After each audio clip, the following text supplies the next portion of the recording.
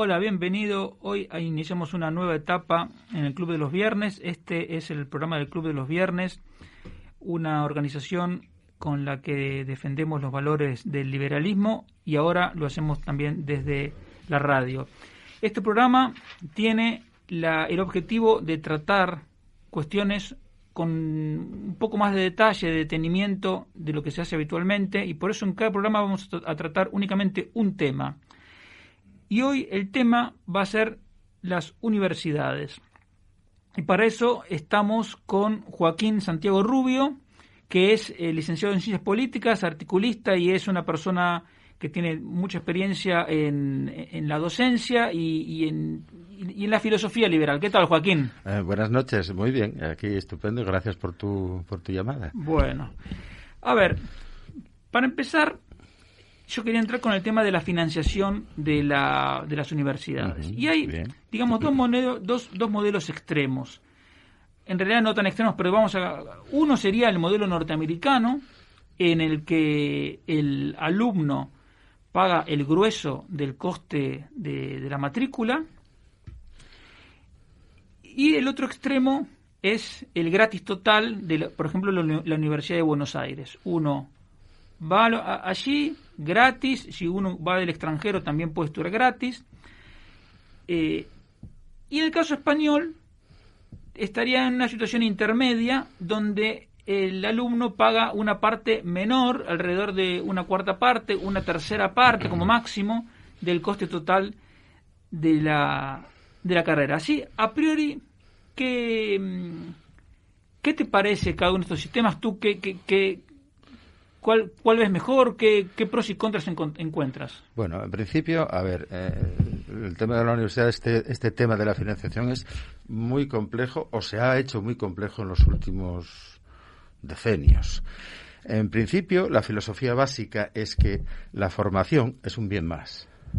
Es un bien más como cualquier otro bien que nos procuramos nosotros en la vida diaria o nos proyectamos a la compra de ese bien, como puede ser un piso, una casa en el futuro. Por tanto, si es un bien más, en todas las familias debería haber una previsión básica de la compra de ese bien a lo largo de la vida de los hijos. Eso está claro. En las diferentes etapas. Por ejemplo, aquí en España, primaria, secundaria y, por supuesto, las universidades. Es un bien muy apetecido. Es un bien muy apetecido porque desde hace también bastantes décadas, quizá por el abordamiento o el desbordamiento del Estado en la sociedad, pues resulta que se ha prometido que la universidad es el sitio donde todos debemos formarnos y donde debe haber una formación genérica y general para todo el mundo. Ese es un principio que tira por la gratuidad. Por lo tanto, iríamos al modelo argentino o una parte del modelo español. Pero el otro principio es el que es una inversión. Claro. Una familia hace una inversión de futuro para su hijo. Y desde luego esa inversión tiene que ser de calidad. Pero esa inversión cuesta, porque la formación universitaria cuesta. Toda formación cuesta, pero la universitaria cuesta aún más. Por tanto, debería haber modelos cada vez más incidentes en el estilo norteamericano, es decir, en ese estilo en el cual una familia tiene hijos y no dice, bueno, pues ahora nos gastamos el dinero en cualquier otra cosa porque la educación va a ser gratuita de la cuna a la tumba. Claro, porque ese es un mal sistema. Porque lo que la gente en general no tiene en cuenta es que, por ejemplo, en Argentina, en la Universidad de Buenos Aires, dicen, la universidad es gratuita para el alumno, pero en realidad quiere decir que la está pagando el vecino. Exactamente. Porque lo del gobierno es una ficción, no hay gobierno, hay vecinos, te la paga el vecino. Aquí en España, 2/3 partes o el 80%, según la carrera, la paga el vecino.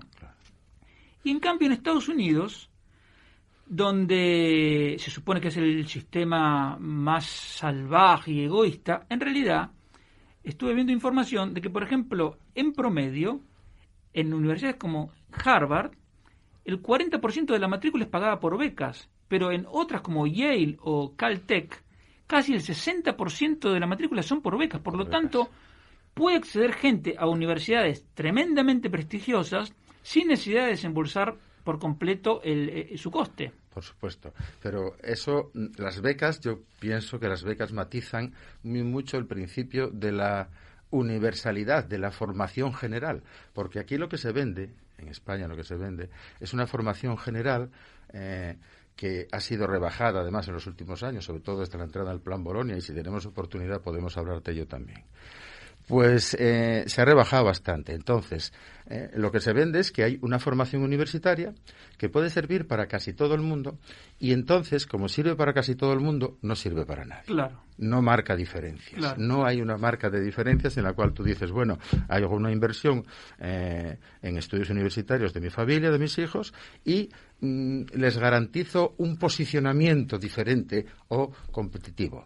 No, eso no existe. Lo que existe es vender este tipo de digamos, de universalización.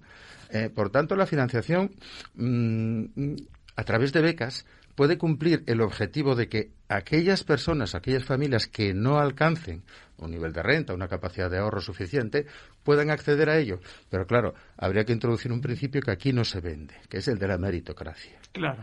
Es el del mérito, es decir, las becas por mérito. Claro. Por mérito. Porque la educación no es un derecho, la educación es un bien al que se accede como cualquier otro bien. Claro. ¿Y qué te parece? Yo no lo conocía hasta hace relativamente poco, el sistema inglés. El sistema inglés consiste en que el alumno tiene que pagar, bueno, si es en Inglaterra son unas 10.000 libras por año, depende de la universidad y la carrera, pero redondeando, en Escocia es bastante más barato. Pero si uno no tiene el dinero, hay un trust, un sistema que da un préstamo. Entonces, un alumno puede hacer la carrera por completo sin pagar un solo euro, una sola libra, y las empieza a devolver solo cuando empiece a trabajar y a partir del momento que ingrese más de 30.000 libras anuales.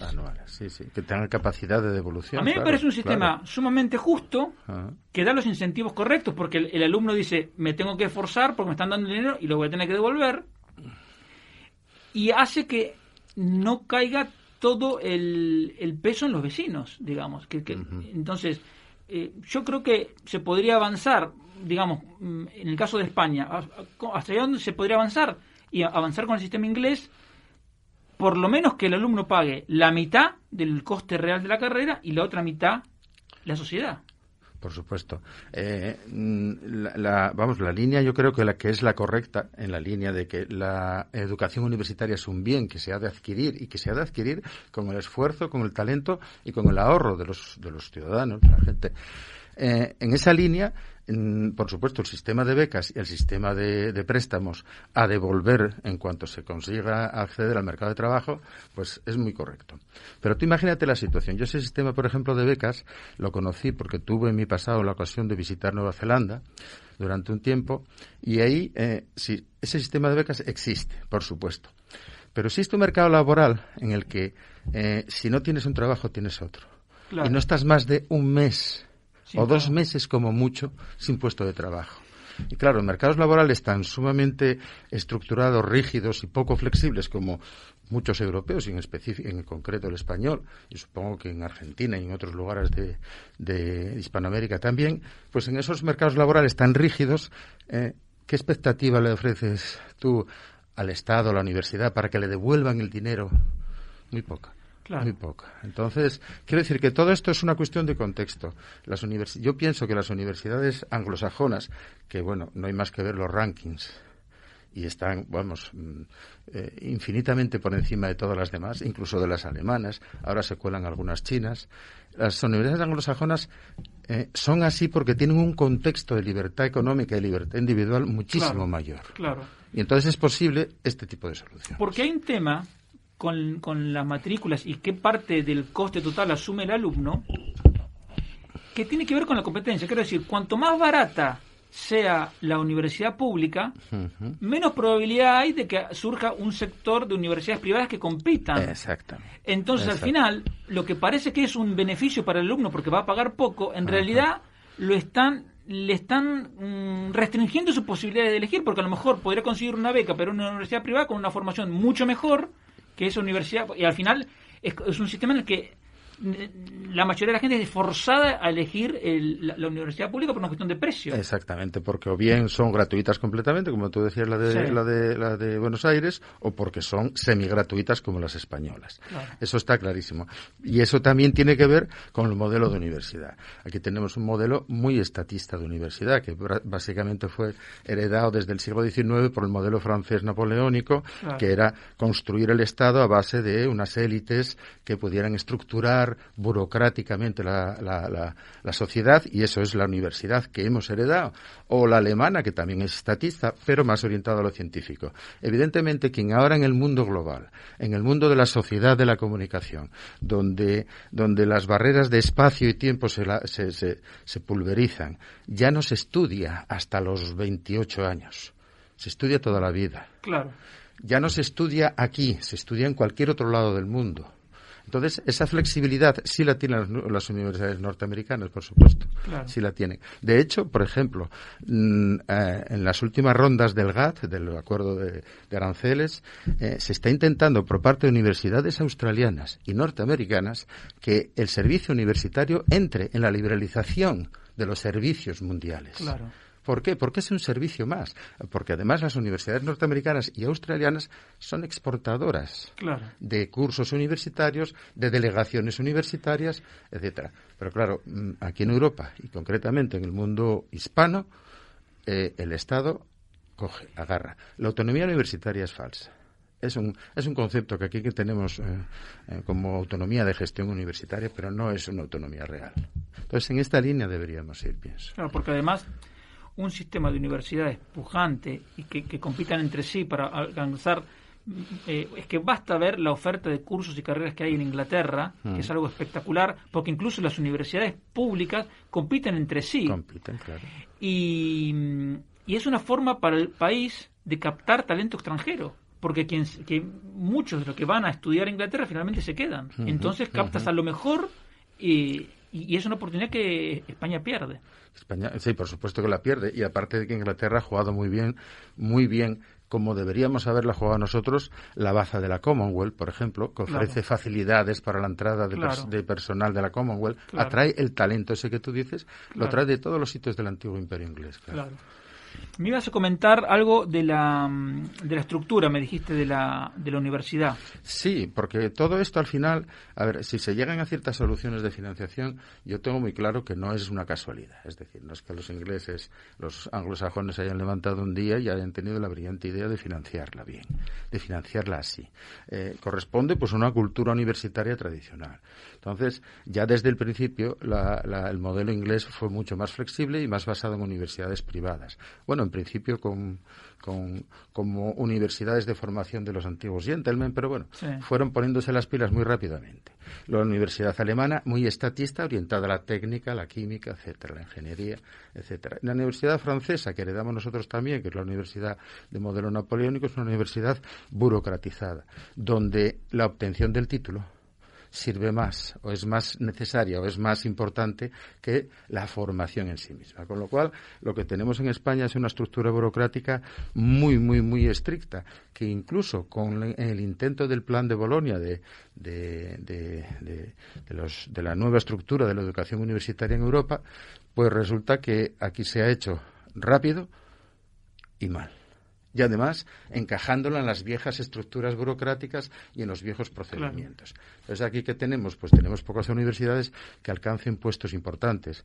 Pues entre las primeras está, como siempre en los últimos rankings, la Universidad de Barcelona, y todas las demás están en ese estatus. ¿Qué se ha hecho con lo de Bolonia? Bueno, pues en Bolonia se ha hecho lo que debería hacerse, o por lo menos se ha pensado lo que debería hacerse. Es decir, menos teoría, menos clase magistral y más clase directa, más trabajo en equipo, más elaboración, alumnos más proactivos.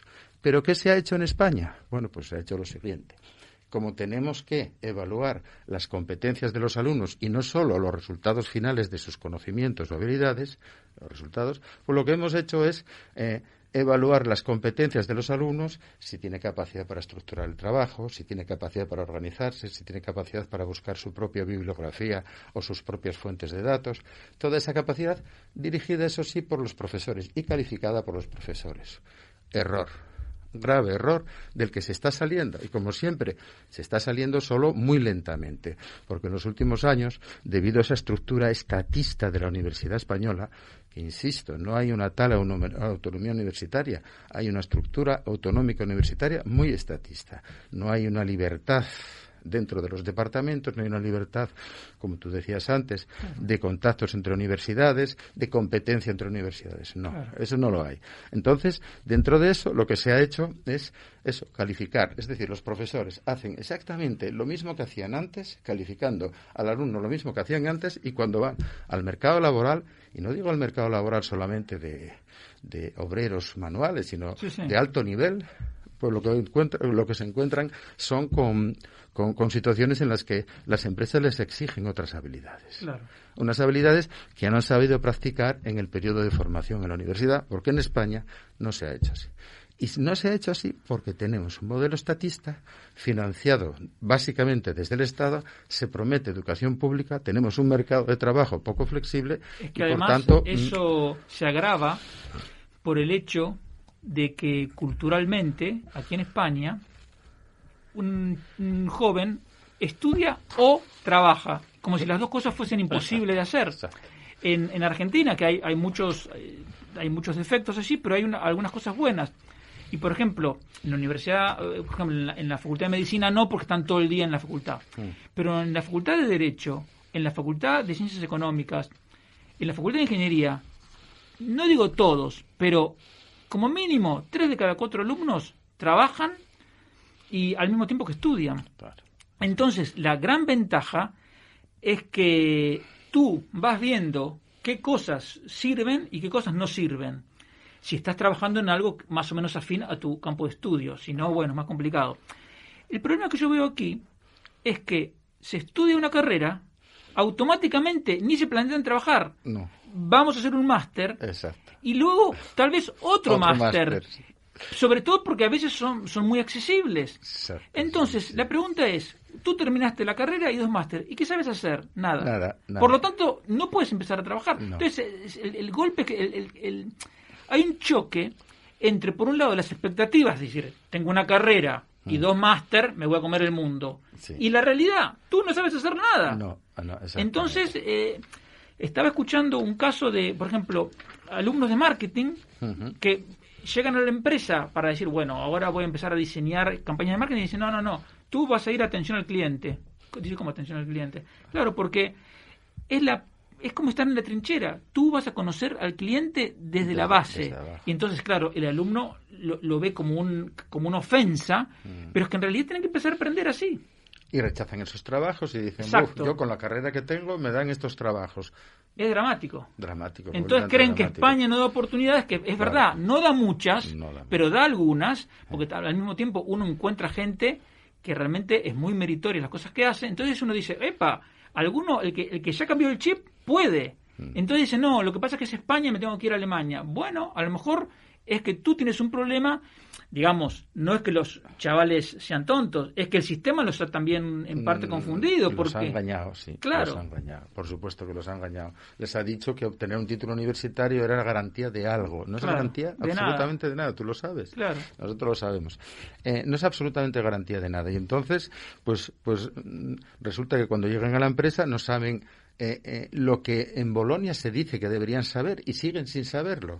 Asumir responsabilidades. Claro. No saben, no tienen capacidad para planificar su propio trabajo. No lo saben, esperan órdenes. Claro. Van a la empresa y esperan órdenes. Y las empresas ahora, sobre todo las empresas más dinámicas, que están en sectores más dinámicos, más tecnológicos, o más de innovación, o más de creatividad, más creativos, publicistas, etcétera, no piden gente que sepan. Piden gente que sepan hacer, que sepan actuar, que sepan gestionar, que sepan colaborar. Es decir, este tipo de cosas. Trabajos en equipo, este tipo de cosas. Pues claro, llega la gente, los licenciados españoles o los graduados españoles hoy, pues llegan a las empresas y ¿qué encuentran? Pues encuentran que no. Mira, lo que tú dices, empieza ahí en la recepción de clientes y empieza a ver lo que es un cliente que hasta ahora no lo sabías. Claro. Ahora, ¿y qué se te ocurre? ¿Qué pasos se podrían dar para empezar a transformar la Universidad Española? A mí se me ocurre el tema de la financiación. Es decir, si nosotros al alumno, en vez de decirle, mira, la universidad va a ser cada vez más barata, incluso gratis, le decimos, mira, a partir de tal año, o vamos a ir incrementando los costes de las matrículas hasta que tú pagues la mitad, que ya me parece relativamente poco en realidad, tú pagas la mitad y la sociedad te paga el resto. E implementar el sistema de préstamos como en Inglaterra. Entonces me parece una forma práctica, digamos, la veo realizable, de que el alumno se comprometa, y hay mucha gente que no va a estar dispuesta a aceptar el reto y va a decir, no, entonces yo no voy. Y entonces a lo mejor nos encontramos con que la universidad no era tan demandada como pensábamos, porque hay mucha gente que dice, no, si tengo que correr un riesgo o pagar, entonces no. Entonces, bueno, ese tipo de alumnos yo no lo quiero. Entonces eso me parece algo factible. Factible, quiero decir, no mentalmente, quiero decir, o sea, es algo a lo que se puede aspirar.